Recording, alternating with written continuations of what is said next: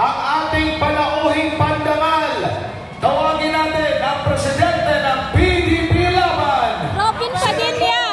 Robin Hood Padilla. Pasasalamat kay PRRD ito, guys.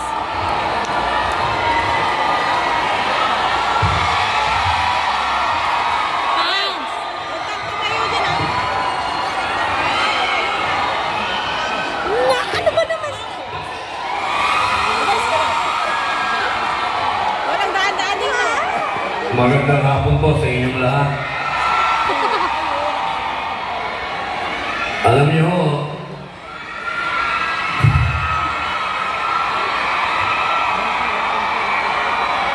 Assalamualaikum. Ako ho ay umaapaw ang kaligayahan sa puso ko. Ito na. Mga mahal kong kababayan, tayo po tayo tumayo. Atin pong salubungin ang pinakamagaling na Pangulo ng Pilipinas, Rodrigo Roa Duterte!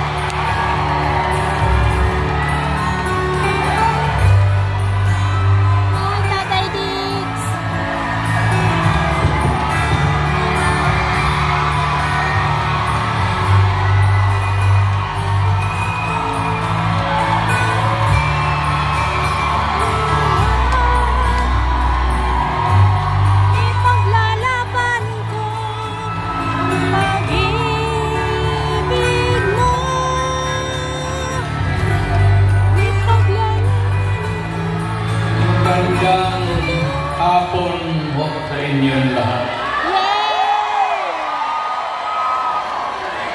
Alam niyo, I do not know if you still believe in me.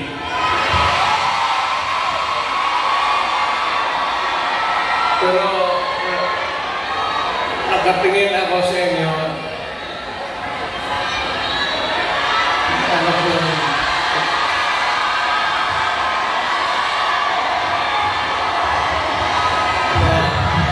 Dapat magkita-kita tayo doon sa ating bayan. Kaya lang sa sitwasyon natin ngayon, kailangan talaga pumunta tayo sa ibang bayan maghanap buhay. Pero sa akin, the fact that malayo kayo sa pamilya ninyo,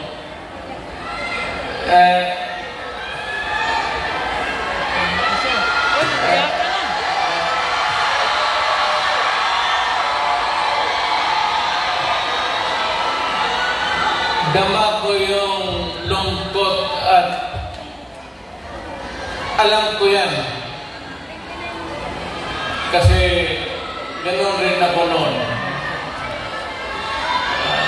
Almost 3 years sa labas ako nagtatrabaho. Well, nagtitraining para Iyak na. sa koneksyon ko sa pagka-abogado. Kaya OFW, yan ang pinakamasarap. Magkikinig ako, OFW, mabuhay kayong lahat.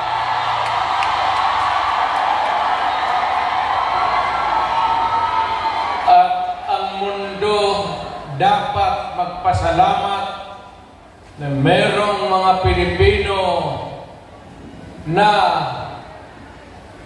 magpunta dito sa kanila, sa ibang bayan, para magtrabaho para sa kanila at para sa atin, makaipon ng pera para sa pamilya natin. Kasi, well, you know, it could take about 7 to 10 years bago mawala itong sitwasyon natin na ganito. But in the meantime, that we are not really ready economically to provide opportunities na trabaho para sa lahat, then I said, pipilitan tayo dito maghanap ng trabaho para sa ating mga pamilya. Kaya ako ngayon dito, this is not the first time that I have kaharap ko kayo. Tanggapin na lang natin kung ano ang nasa palad natin at magdasal tayo na yung pagod ninyo ngayon dito ang makinabang ang mga pamilya ninyo at ang mga anak ninyo. Mabuhay kayong OFW. Kaya yung lahat ng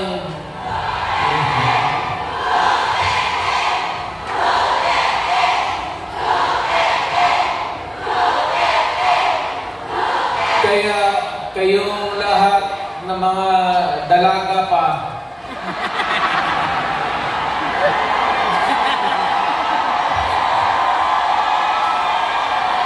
ilan ba kayo? Matagal pa naman ako dito, isang buwan pa. Pakasalan ko kayong lahat para nabigaya kayo at magkaroon ako ng maraming pera.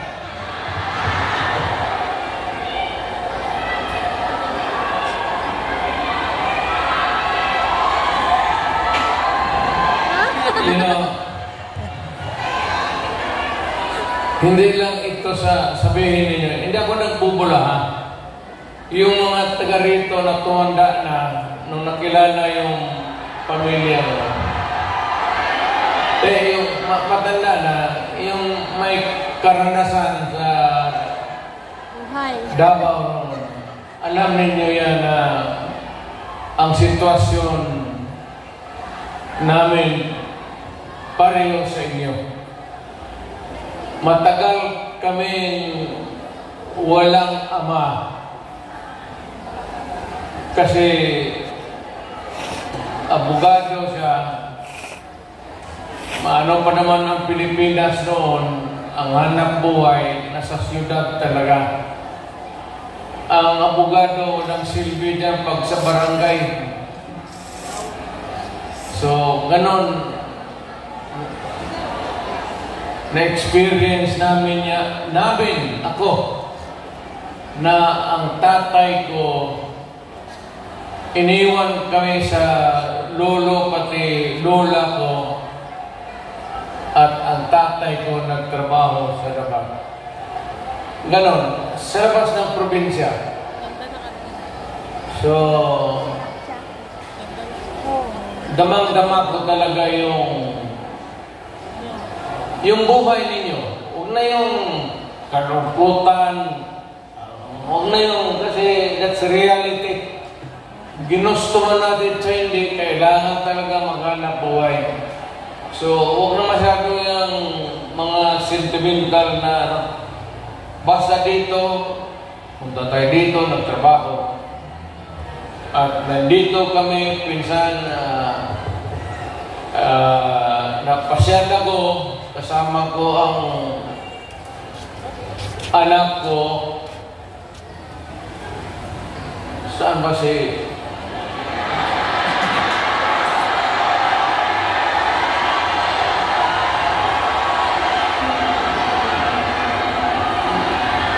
May anak ba ako dito sa labas?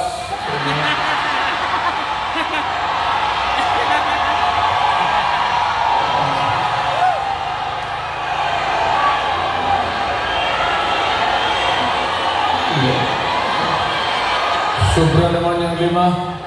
Pagkalam ko 2.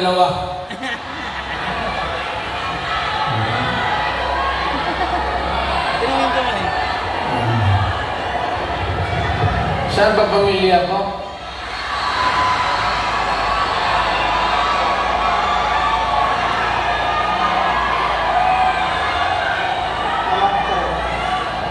Wala pa si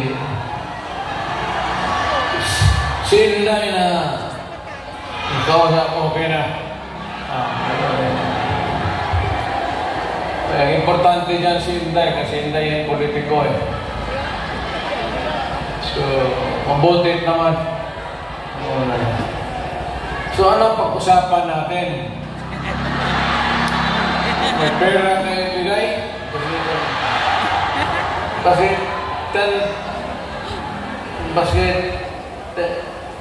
10 Hong Kong dollars na. Wala makinawag kitain dito.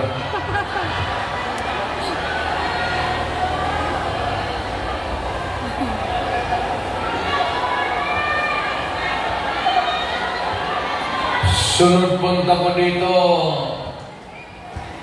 magministro na ako. Kasi pagtapos ng usapan natin, Yung offer. give. Then, but ang problema natin sa Pilipinas ngayon, hindi na kasing bigat noon. You know, you'd have to be patient with government. It is not at all times maganda. Minsan ang gobyerno may kapalpakan.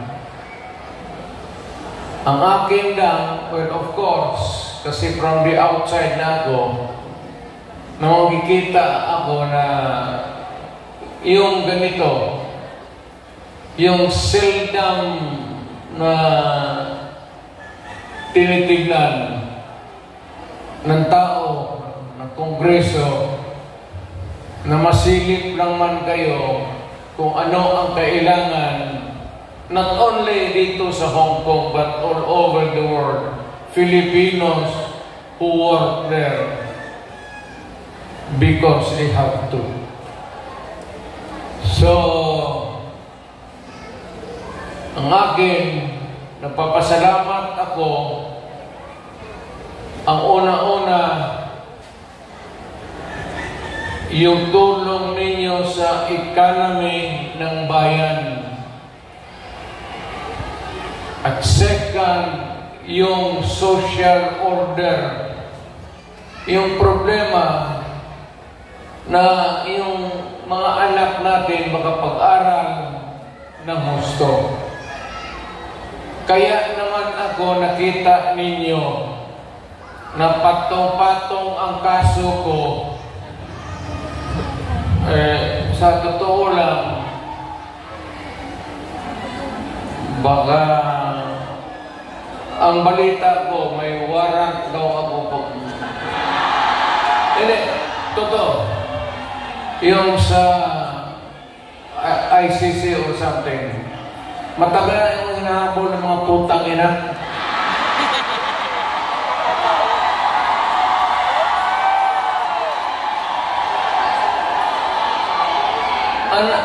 Ano man ang kasalanan mo na ginawa ko man ang lahat sa panahon ko para may konting katahimikan at mapayapa ang buhay ng Pilipino. Ang problema nito ay ewan ko kung ang tingin ng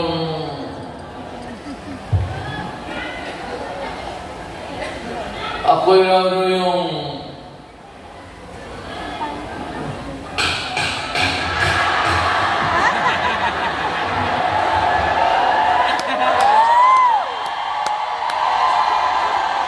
o ganito na lang. Ito ganito na lang. O sabi ito. Assuming na totoo. Totoo talaga yung naririnig ninyo. Bakit ko ginawa yan? Para sa sarili ko? Para sa pamilya ko? Para sa inyo at ang inyong mga anak sa ating bayan. Kaya ako man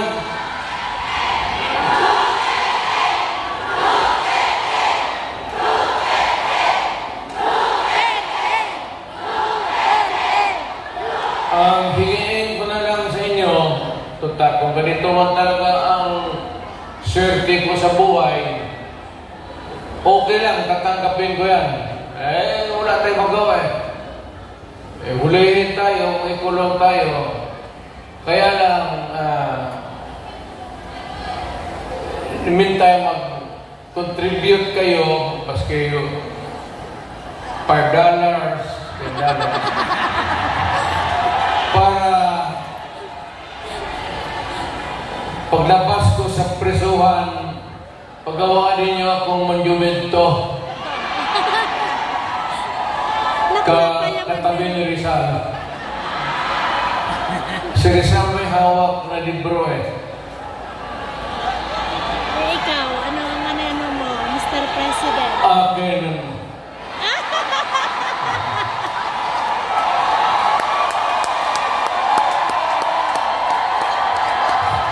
Bakit? Tumahimik ba ang bayan natin kung Pilipinas hold up dito, hold up. Tama. Wala nang ginawa ngunit. Tayo mga ayaw ng gulo, napipilitan tayo to confront evil because nandyan sa harap natin. Sino ba naman gustong pumatay? Putang inang yan.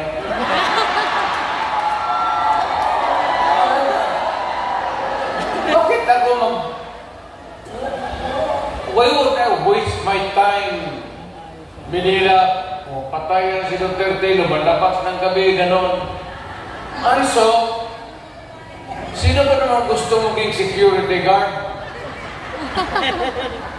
Na ang kinuha ko law. But, siguro sa trabaho, alam mo sa gabi, diyan rin lumalabas yung mga masasamang tao.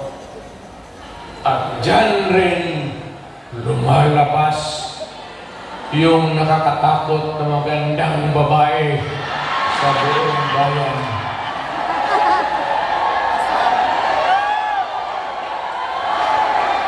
Sino ba nakita ninyo maganda sa araw? Gira?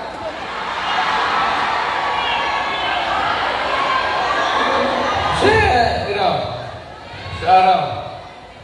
Yung nagtatrabaho pati ng basket, ng mamalinggi. Pero pagkagabi, makita mo, lumalabas mga anghel. Gising na.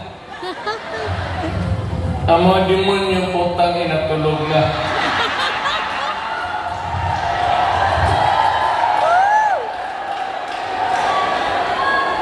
Hindi. Na tayo. Seriously now. Our country is not yet that well off. I'm very sorry na nakikita tayo dito at kayong napunta dito sa loob kasi sa labas mga Pilipino rin naghihintay doon. So, sino may-ari itong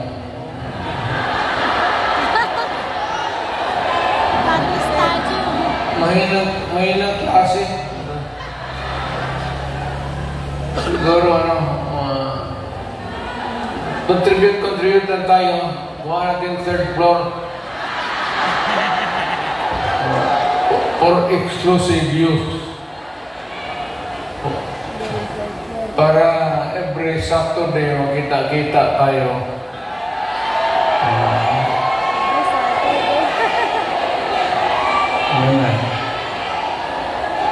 Maraming mag-uwi dyan, buntis na. Yung mga dalaga.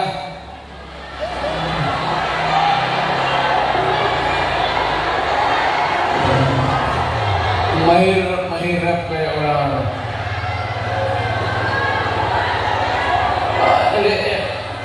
Hindi ako mag-survive ng buhay na walang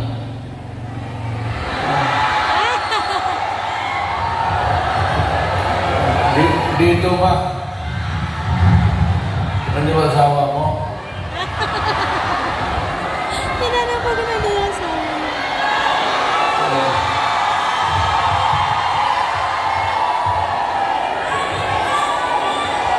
Well, you know, ganito yan.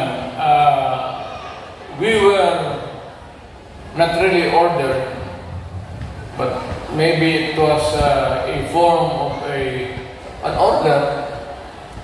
But ang dumating sa atin ay request from the Hong Kong authorities that we avoid talking about politics. Ako lang naman akong no plans to talk about politics. It's too early. I will talk about it sa Pilipinas. Doon na lang kayo makinig. I'm not trying to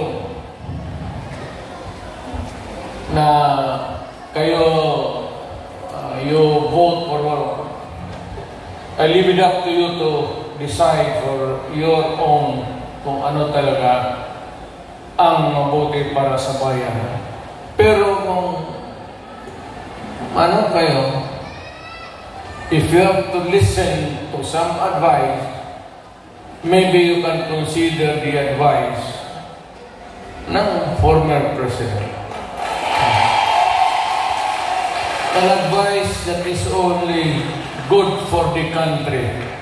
I am not talking about any candidate, but the interest of the Philippines. So,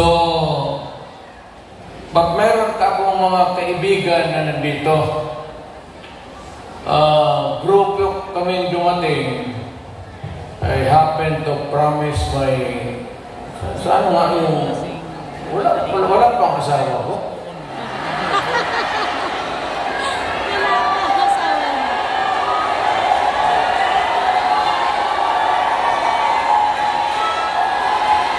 Wala ka?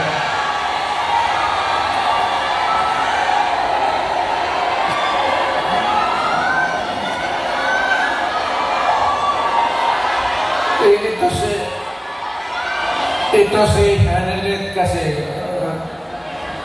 ang asawa ko overseas worker niya.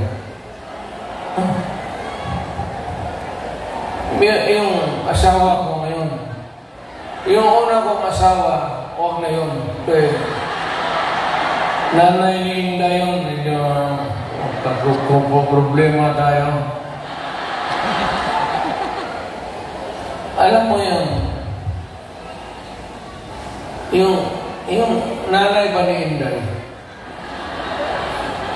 Tisayan. Tapos, nakita ko yan sa aeroplano, stewardess eh. So, kung alam ko, hinahanap ko kung saan yung bahay. Kung doon sa Monteverde, doon sa Davao, pasok ako sa mga bahay-bahay doon, nakita ko ang gaga. Nagalaba. Ano na maganda ito ah. Tapos sa hagdanan ako sa kabilang salulo, Miss, labandera ka?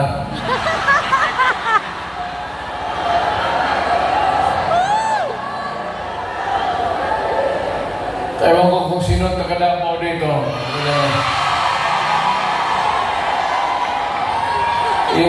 Yung hagdanan nila may nung nahalata ng nanay, si Puring, mother-in-law mo, inilipat yung aso doon sa pagdaran. Tangina, hindi ako makaakyat. Kaya, hiningi mo eh. Ano na yan yung, anong tawag yan? Pok-pok sa Bisaya.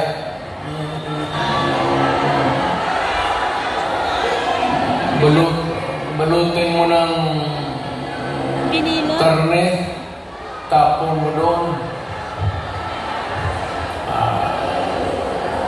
Dalawang araw, ang aso nilang kakalakan. Dalawang araw na ako.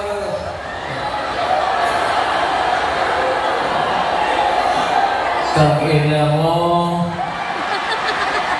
Nung namatay,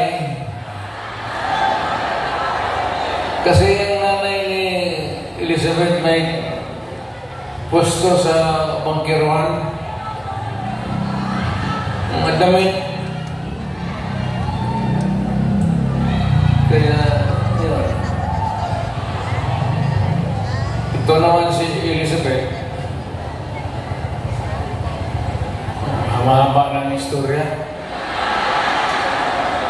Pero basta tinanan ko. Dinala ko sa Digos. Kasi nung na-high school ako, nag-abot ako ng Digos. 7 years ako sa high school eh. May graduate school na doon. Umabot talaga ako ng Digos, putang ina. Doon ako nag-graduate. Sa bagay, sa totoo lang ha, hindi ako nag-gayabang. Nothing to be proud of. Nothing to... Alam ba ninyo, ang presidente ninyo, 7 years high school. Oh!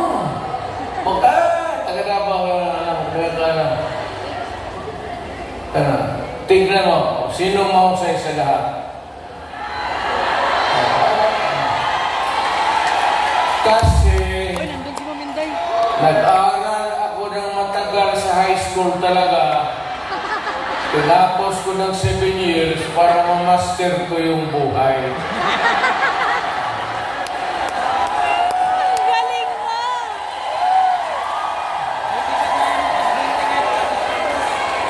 Ngayon, noon punta ako dito, pamilya, kung kaming kilala. Ngayon, pasok ako sa harap ninyo, mayabang na. Mga kababayan, ano bang sunod ang gagawin natin? Ano ba itong Pilipinas? Maligaya kayo o hindi? Maligaya pa lang sa bahay nila. Yung Inday na. Ayun ang marap, maldita. Di ba sinabi ko sa inyo, sino yung mga matatanda dito na? Di ba sinabi ko sa inyo, maliit pa yan si Inday? Sinabi ko na inyo, maldita yan, pantay kayo. So, nakita nila nagbugbog ng pulis. Hindi lang yan. Hindi, yung nakita lang ninyo sa TV, maraming binugbog yung mga driver namin, pati buhang talaga sa Inday. Pero kung yan ang masunod sa inyo, magsunod sa akin pagka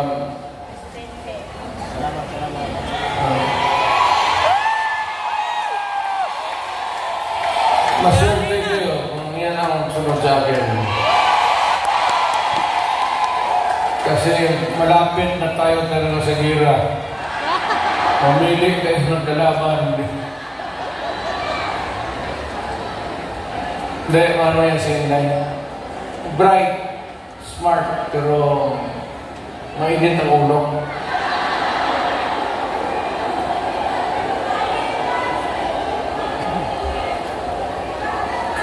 Hindi na ako magtagal kasi ang pinunta namin dito magpakilala. Sabihin ko lang yung mga pangalan, tandaan lang ninyo. Ano ba? Si Attorney, the lawyer, Jimmy Bundok. Ayan, nandito pala. Then we have General Philippine Constabulary ito, PBC. General Ronald Bato de la Rosa. Hinuli ng pulis. Pulis yun din nila. Tapos ang sunod, patron ito. Patron ito. Yung iba may mga medalya pa. Si Christopher. Saint Christopher. Senador para.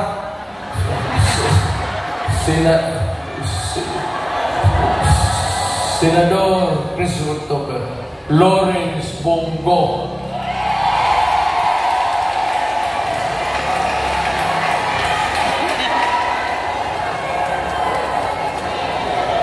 Ito yung si Bongo, noon po, the longest time nakikita ninyo mayor ako, ito yung aide ko.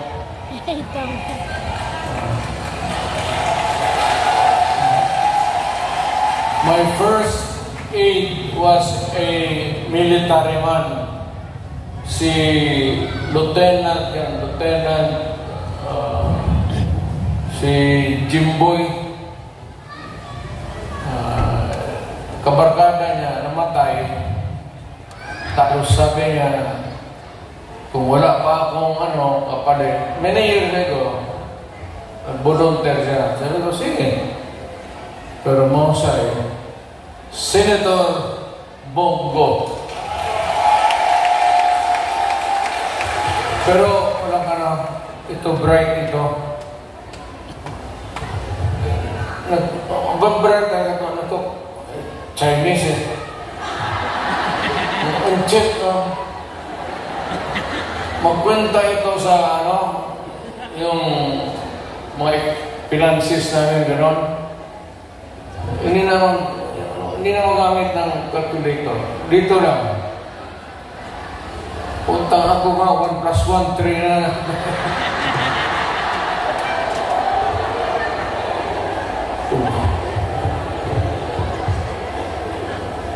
Tapos may isa to, tayo maaari mga lunggol, right?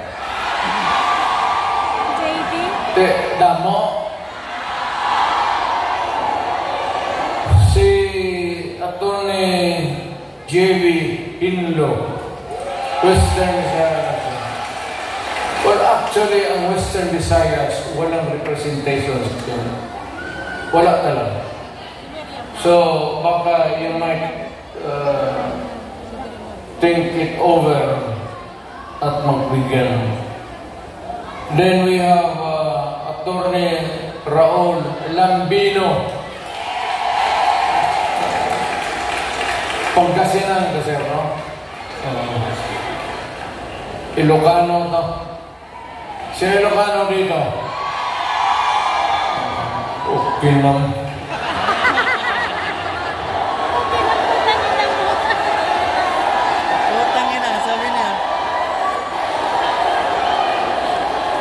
Ang sunod si Rodante Marcoleta is a very decent man.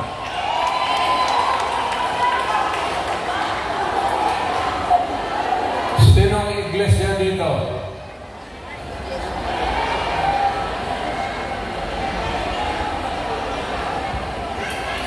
Kandidato natin yan, ha?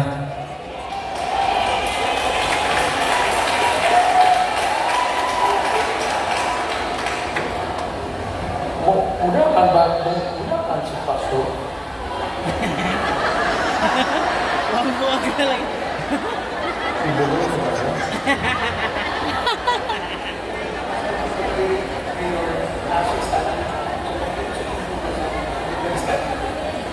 Kurudaman siya. Andito pala, hindi ko alam yan ha, honestly.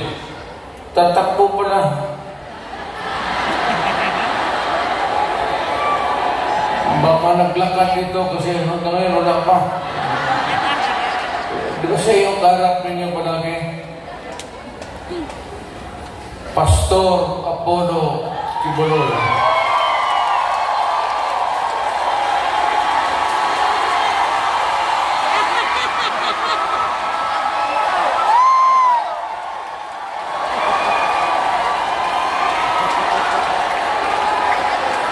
Tingnan yung relo niya, pati yung relo ko.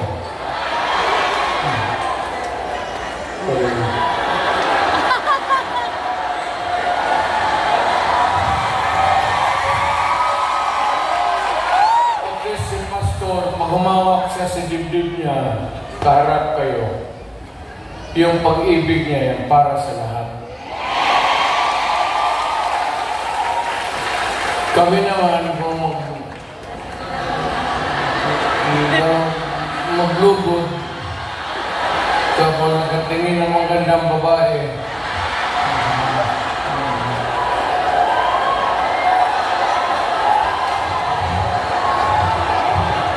Gano'n na.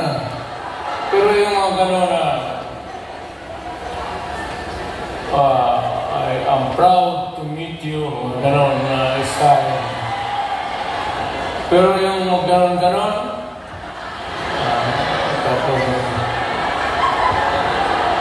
huwag yan.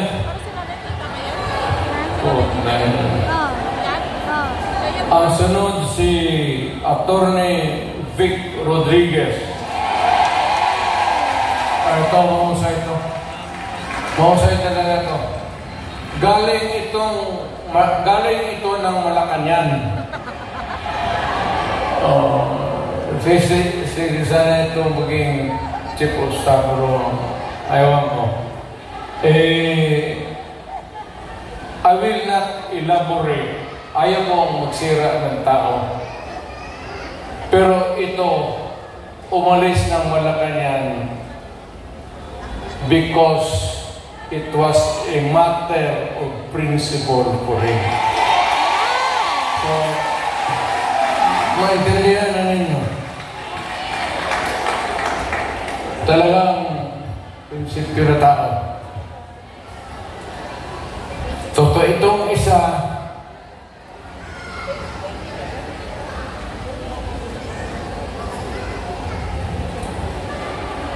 gusto magdagdag ito ng babae sa buhay niya.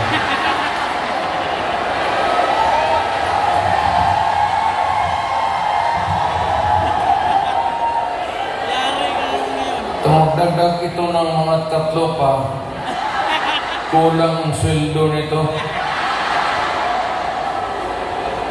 Si Epe sa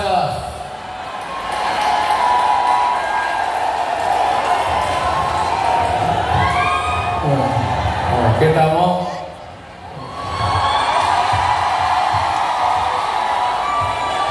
Basta yung ganyan-ganyan.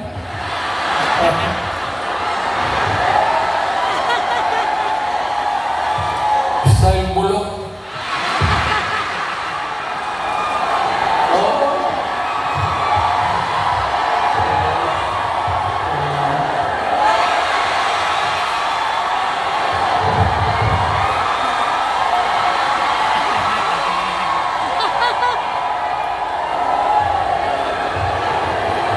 Totoo. Wala akong kilala. Tapos pwede mag-handshake. Ganun muna. Hindi ka naman Diyos. Ginagawa ka lang ng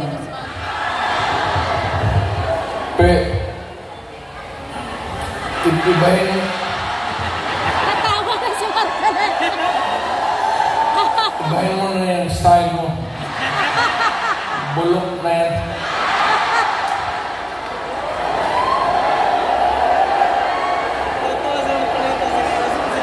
Tapos may idagdag kami. Kung sakali na. Mata. Eh, total makatulong ito. Ibig sabihin, kung sumubra kami sa numero, taga Davao kasi ito.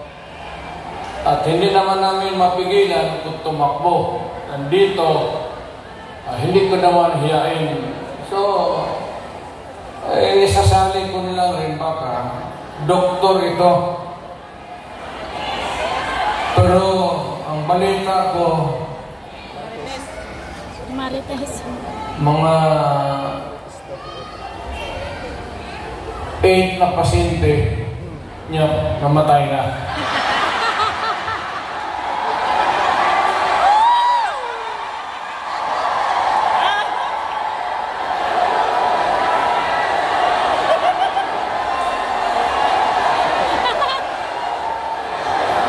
Either mali yung medisina binigay niya o pinantay niya kasi ayaw bayad. Dr. Mata.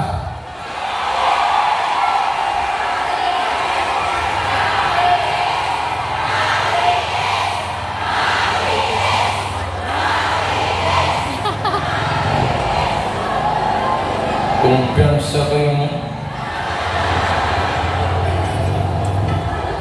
Sa totoo lang sa lahat na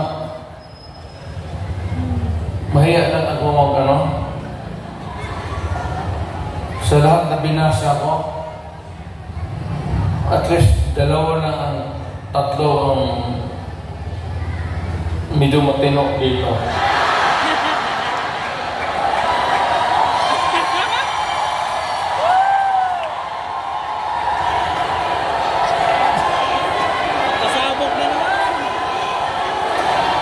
Ang hindi ko talaga siguro itong si Bongo. Hindi naman mabait ito sila lahat. I mean, mga kapatid, I will not, hindi ako magpa ng muka. Time na.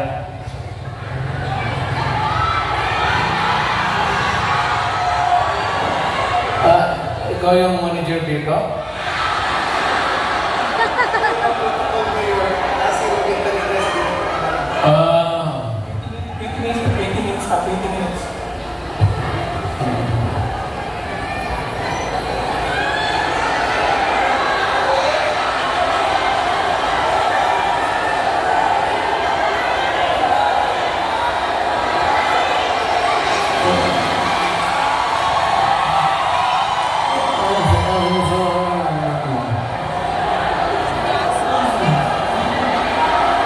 Buntis ba?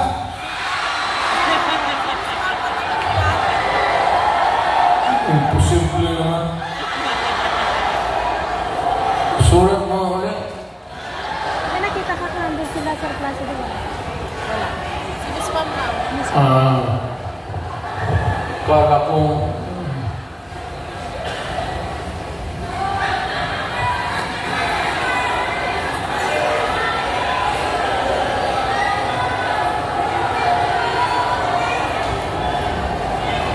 kaya talagang babae. Kaya litsi-litsi yung buhay ko. Paski nung presidente ako. Dahil sa babae. Kasi maraming bisita dyan sa Malacanang noon. Tapos may makita ako babae na maganda. Unahin mo yun. Bakit magreklamo mo? Yeah. Pinabuntisan ako ng gwardiya mo sa Tangina. Dito tayo sa party list. Si Harold Duterte. Alam mo, I have not, hindi ko na kilala itong. Hindi na niya kilala. Nandito ba? Hindi ko talaga nakilala ito.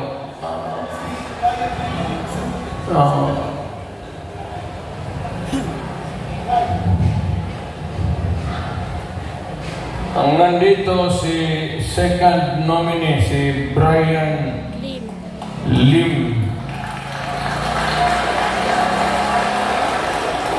So, may dalawang injected dito. Go pati Lim. Dito na lang kayo magtakbo sa Hong Kong. Oh, sige.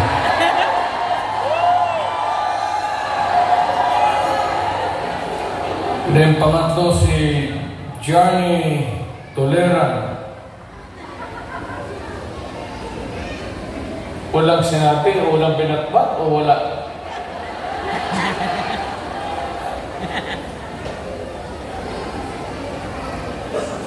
Bakit? Wala siyang pamasahe? Takbo-takbo ganyan.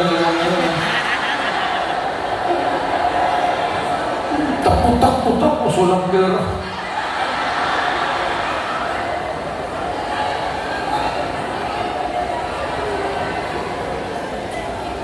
Ano pa ba? Ano pa ba ang seriously now? Ano pa ba ang dapat ninyong malaman? Well, one is that we're trying really to improve the governance of the country to help. Lalo na kayo who are here working, sending the remittances, the money to make your family stronger.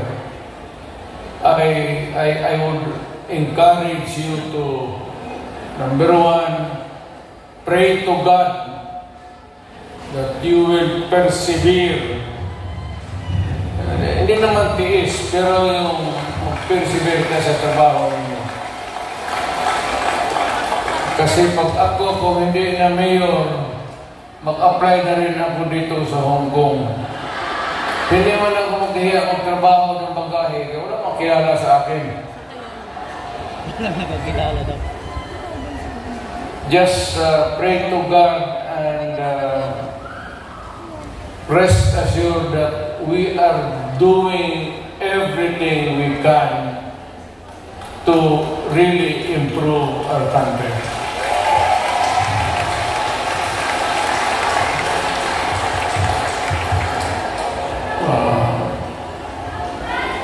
Well, anyway, kung hindi ko kayo mayang gabi sa may plaza ba dito? Mag-upo lang ako doon, isa-isa lang. Hindi sabay kasi, hindi kaya. Istorya tayo ng problema natin sa buhay.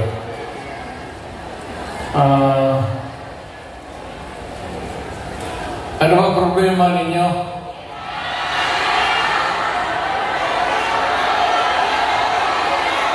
Ano problema ninyo?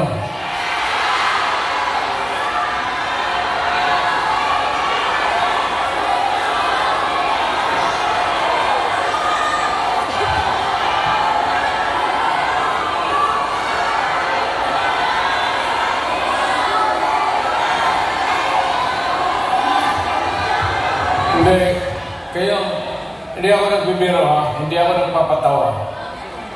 Kayong may mga asawa, keep your faith in the marriage.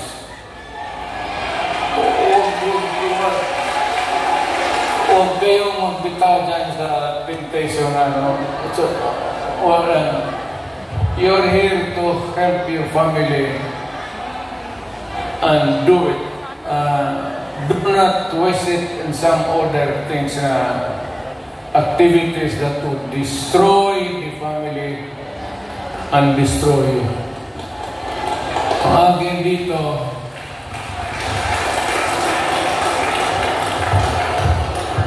Again dito, punta lang ako from time to time. Pero kung kailangan talaga ninyo, hindi ako nagbiro ha. Kung kailangan talaga ninyo, if you want something,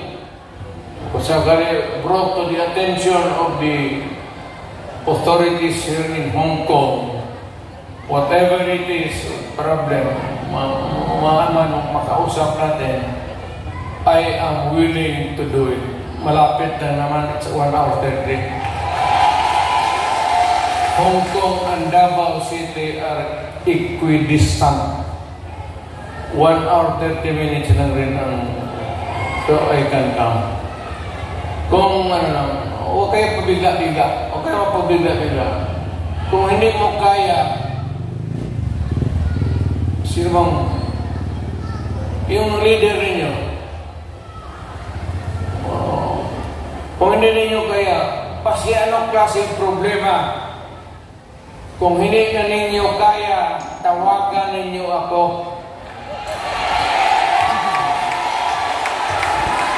Kung may problema ka sa asawa ninyo, iwan, putulin natin yung uti ng buta ninyo.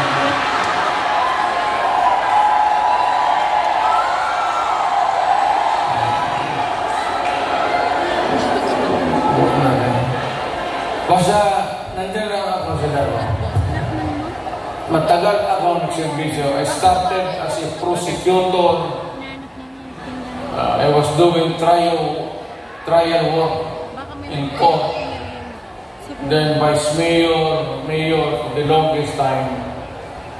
Alam ko ang basta alam ko. Okay na to.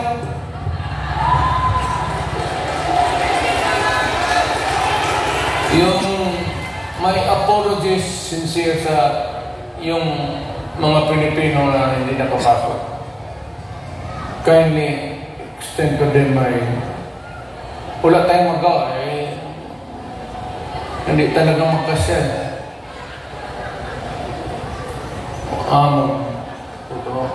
Sige.